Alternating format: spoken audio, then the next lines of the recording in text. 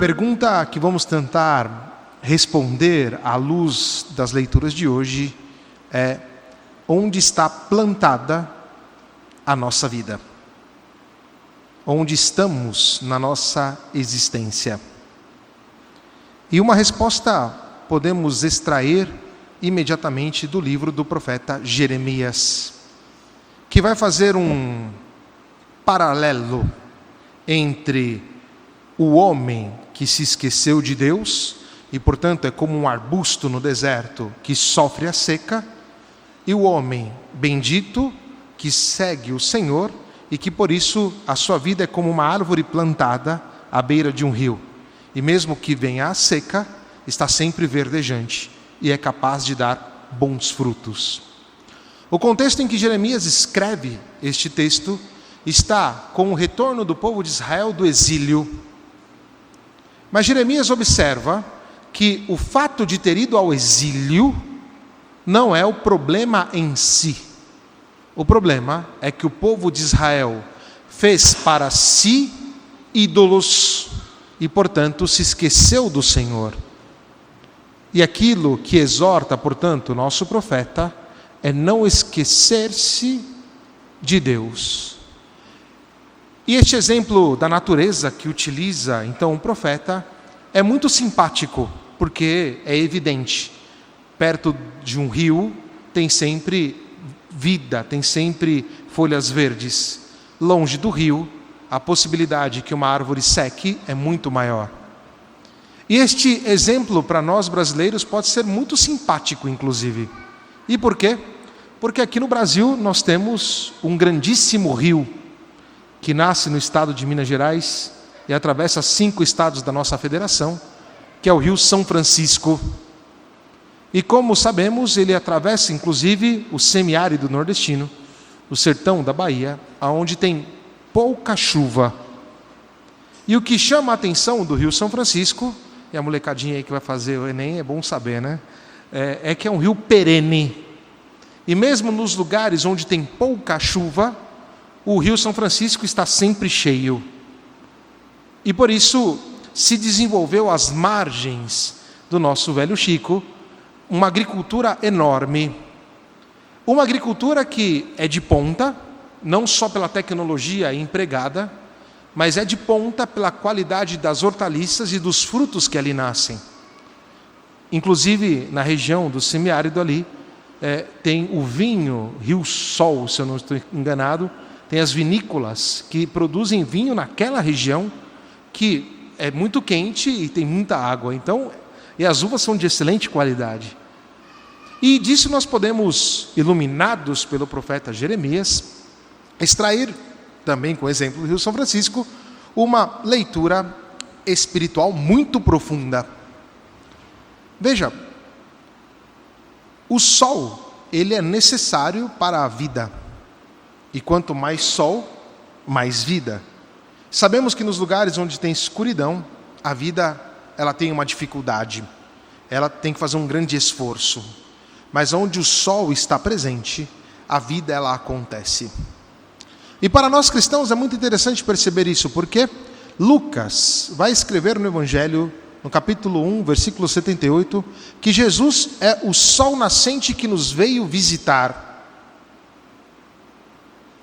Deste momento em diante, a humanidade é iluminada por Cristo, verdadeiro Deus e verdadeiro homem. O que nós percebemos é a nossa tentativa de fugir desta luz. A cultura em que nós vivemos é uma cultura que foge completamente ou quer fugir completamente da luz do Senhor, colocando o cristianismo como uma crença, uma certa mitologia, e não é verdade. Porque o cristianismo é vida, é a vida nova, que não foi construída por nós, mas dada pelo Senhor. E à medida que nós estamos, ou se sujeitamos ao sol do Evangelho, ao sol de Cristo, nós vamos perceber a nossa vida como ela é. Vamos entender que existem recônditos escondidos na nossa existência e que nós somos convidados a deixar Cristo iluminar. E quando Cristo ilumina, a nossa vida se transforma. Aquela sombra de morte deixa de existir e passamos a viver algo novo. E esta é a beleza e a profundidade do Evangelho. Jesus Cristo nos dá esta vida nova, este sol nascente que nos visitou. E é comovente isto, porque Deus se interessa por nós. Deus quer nos iluminar. E esta iluminação concebemos no dia da ressurreição. E se lembrarmos muito bem, no dia que celebramos a Páscoa, na vigília pascal, nós entramos com a luz de Cristo, afirmando que Ele é a verdadeira luz, Deus de Deus, luz da luz, Deus verdadeiro de Deus verdadeiro, gerado não criado, consubstancial ao Pai. Por meio dele todas as coisas foram feitas por nós homens e para a nossa salvação. E que bonito ter esta concepção clara do fato de que a vida cristã é iluminada por Cristo. E esta iluminação, que é uma das características para gerar a vida, ela também é dinamizada pelo Espírito. E aí nós vamos perceber a outra parte. Temos o sol, mas também temos uma água perene. E uma das simbologias do Espírito Santo é exatamente esta água. E à medida que nós nos nutrimos do Espírito, nós somos dinamizados na nossa vida para dar frutos segundo o Evangelho, frutos novos. Por isso, nós não somos convidados a plantar a nossa vida longe do Senhor, mas somos convidados a plantar a nossa vida sob a luz do Evangelho, cheios do Espírito Santo. E é isso que nos permite dar frutos novos e excelentes. Não é pelo nosso simples esforço, que também conta, mas é sobretudo pela graça de Deus, pela força do Espírito que age de maneira muito discreta. O profeta Jeremias vai dizer que as raízes desta árvore, deste que vive com o Senhor, ela vai em direção a esta água. E a pergunta que deveríamos nos fazer é: aonde está a raiz da nossa vida?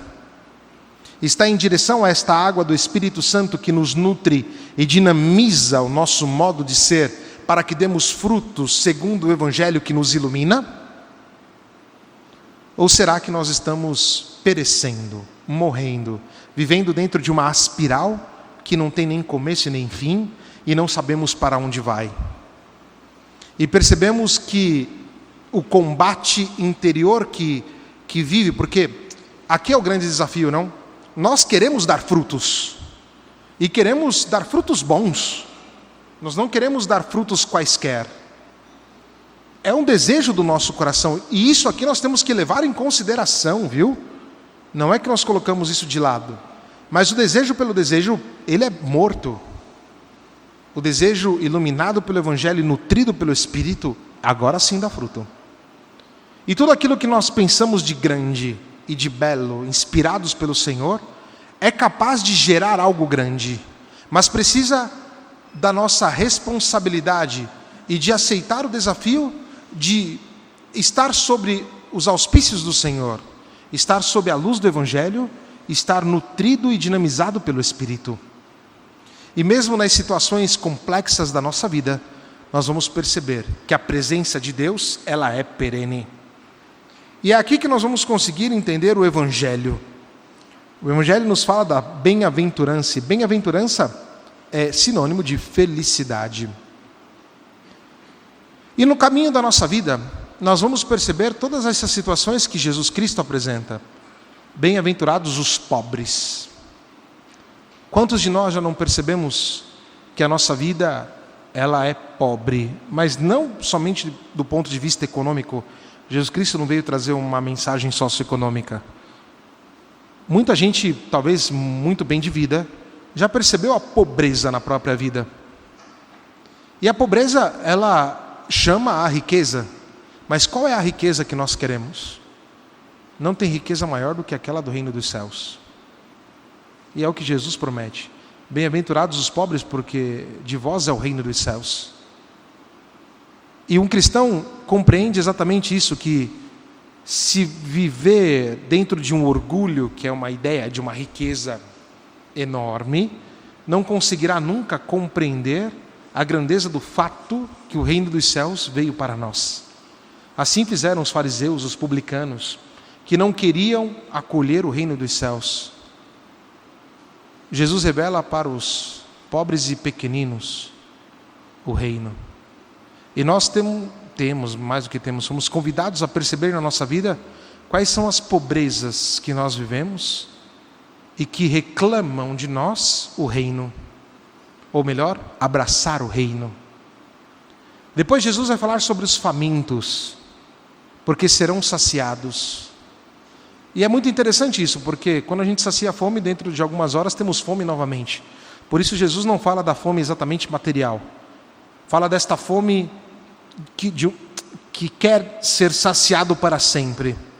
Aqui me faz recordar a música do Titãs, né? Você tem sede de quê? Você tem fome de quê? Ou seja, nós temos fome do Evangelho. Nós temos fome de Deus. E esta palavra de Cristo que nos sacia é a luz do Senhor, é a água do Espírito que nos permite estarmos sempre saciados. Por isso não somos chamados a plantar a nossa vida longe do Senhor, mas voltar e plantar pertinho desta grande fonte que é o Espírito Santo e desta luz que é Cristo, sem o qual nós vamos estar com fome sempre. A árvore do deserto, ela espera a chuva, vai dizer Jeremias, é como se ela estivesse angustiada esperando algo. E isso acontece conosco também dentro da nossa vida. Jesus Cristo vai nos dizer também sobre aqueles que choram. E quantas vezes nós choramos? Mas não é o chorinho sentimental, não. É o choro mesmo, por uma angústia, por uma situação. Mas o choro, ele se transformará em alegria. E por quê? Porque nós temos a esperança na vida eterna. Podemos tomar como exemplo aqueles que perdem os entes queridos, não? Que choram, mas se tem a esperança de uma vida eterna, essas lágrimas serão enxugadas. E Jesus Cristo, e essa questão do choro, nós vamos ver sempre na nossa vida. Em situações que parecem ser muito difíceis, mas temos ali sempre a presença do Senhor. Temos ali a perenidade de Deus que não nos trai. A perenidade de Deus que, através de Cristo, nos ilumina e com a graça do seu Espírito, nos dá a força de perceber aquilo ao que nós fomos chamados. E depois nós vamos ouvir que nós seremos perseguidos por causa do Senhor. E todos nós já vivemos de alguma maneira isto. Esta perseguição é motivo de alegria. E vai ser mais motivo de alegria ainda se estivermos plantados à beira do rio do Espírito e iluminados pelo Evangelho. Perdão se uso o exemplo em primeira pessoa. Essa semana eu fui num podcast.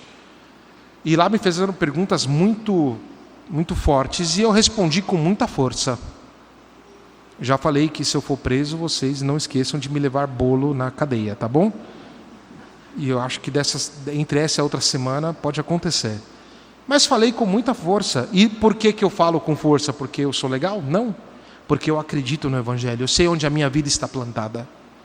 Eu sei aonde eu sou guiado e por quem eu sou guiado. E quando nós cristãos assumimos uma posição, nós vamos imediatamente contra o mundo que está longe do Senhor. Só que nós sabemos exatamente que este mundo procura a nossa vida ou na nossa vida um lugar para se saciar. E quando um cristão dá fruto, outras pessoas começam a plantar a vida também ao redor da nossa vida, por assim dizer, mas não porque é nossa, mas porque compreendem que o Senhor está ali. E procuram viver aquilo que nós vivemos, e é porque eles também são chamados a isto. E nós seremos perseguidos. E não devemos temer por causa de Jesus Cristo. Não disse nada de mentira. Depois ele vai dizer no final, né? Ou seja, eles elogiavam os profetas, é assim que fizeram com os falsos profetas, né? Eles elogiavam, porque o falso profeta fala o que ele quer. Ele não fala o que Deus manda. Agora, se a nossa vida está plantada em Cristo, ou iluminada por Cristo e cheia do Espírito Santo, nós vamos falar aquilo que o Espírito diz para nós. O Espírito que nos dará as palavras de verdade. Não vos preocupeis com o que dizer, o Espírito falará por vós. Quem vive segundo o Espírito, nutrido pelo Espírito, dá fruto excelente.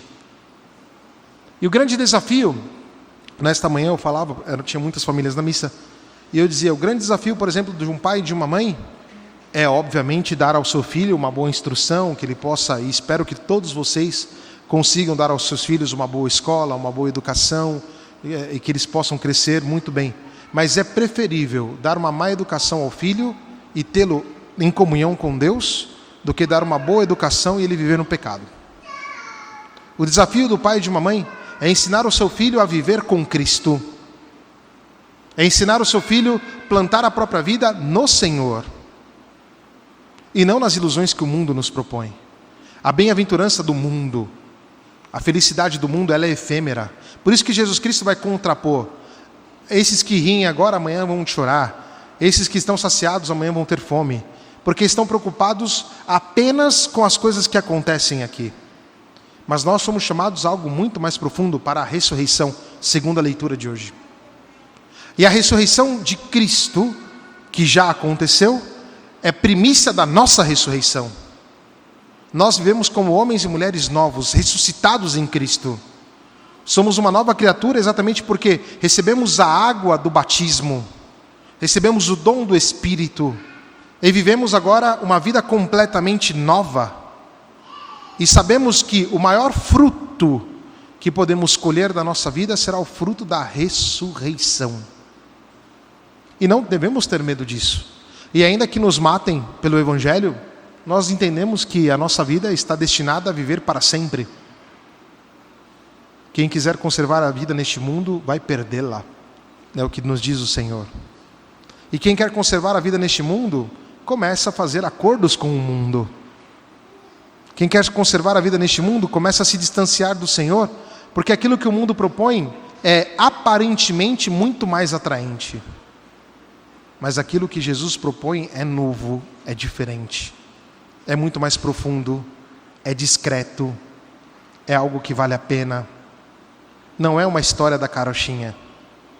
Aquilo que o Senhor propõe é o que nos revigora, é o que nos dá a capacidade de viver a vida de maneira portentosa, não de viver a vida de maneira substancial.